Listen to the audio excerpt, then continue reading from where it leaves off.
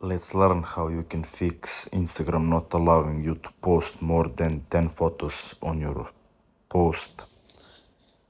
So before we start this, make sure you have the latest or newest Instagram update, and make sure to check that this feature is available in your country. So some countries still didn't get this update and this option.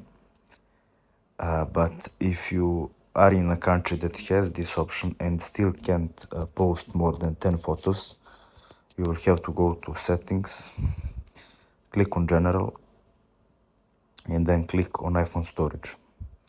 Now you will just have to find the Instagram application and click on it, and this will open Instagram storage options.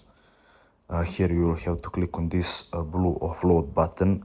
For Android phones, it will be to clear cache, so you'll have to go to app section on Android and just click on clear cache, so you will remain signed in on your account. You will just have to clear the cache. Once you offload this app, try to go to Instagram again. If you still don't have it, go to App Store or Google Store and click search on Instagram.